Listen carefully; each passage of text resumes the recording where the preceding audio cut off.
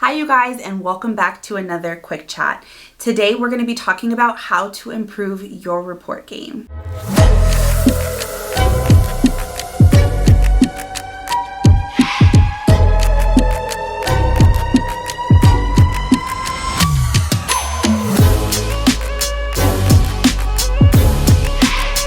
Tip number one is to introduce yourself.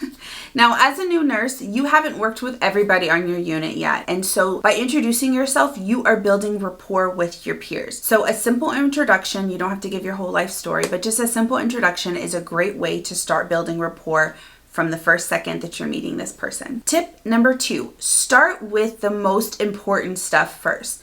Now, this is going to vary on every single unit, but you want to give the very basics of the person's demographics, which room they're in, and their name, obviously.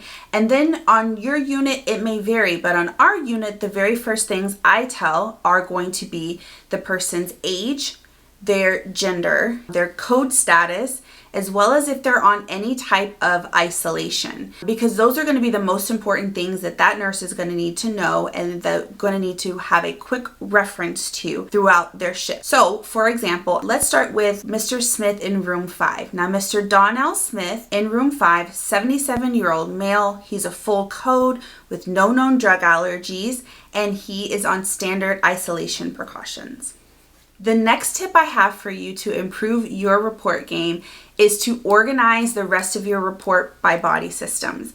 Now, this is twofold. Number one, it's going to help you to organize all of your thoughts in an organized manner that is going to help you to be more precise. It's going to help add clarity to your report. The other piece of that is that as you are giving and getting report, if you have your report organized by system, it helps you to give report to other disciplines that may ask questions along your shift. For example, if my report sheet is separated by body system and the pulmonologist comes to ask me questions about the patient's respiratory system, then I can easily reference the respiratory section of my report sheet. And same thing with the cardiologist. I can reference the cardiac part of my report sheet. So that's just another key tip that's going to help you down the road or help you out with your shift when you are getting report and organizing your stuff for the day. So I do that same favor when I'm giving report to the receiving nurse as well. Another great tip to organize your report is by giving report from head to toe.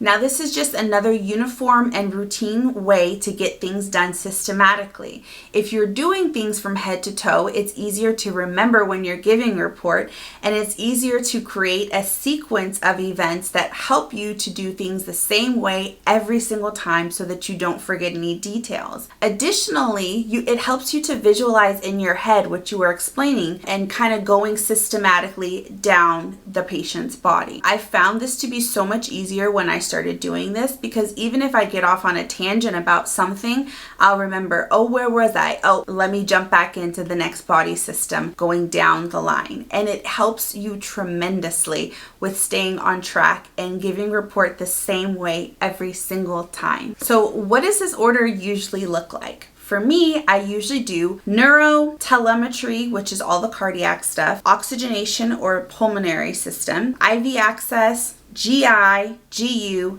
skin. My next tip for report is to keep it short, sweet, and to the point. Now, we all tend to go off on tangents about how our day was, the patient's family member who gave us a hard time, and yada, yada, yada, yada. But the key to report and giving a good, clean, precise report is keeping it short, sweet, and to the point. You want to give details that are important, get rid of all the other stuff that's not, and get through report top to bottom without any additional distractors. We've all been in situations where our report was supposed to take like maybe 5 or 10 minutes, and there's all these outside distractions going on that distract from what you're trying to do. So by keeping your report short, sweet, and to the point, you help that nurse start their shift off briskly. They're able to get what they need and start their day off with the basics of what they need, just to make sure that their patient is safe and they have everything to get that day started. My last tip on giving better report is to create a routine.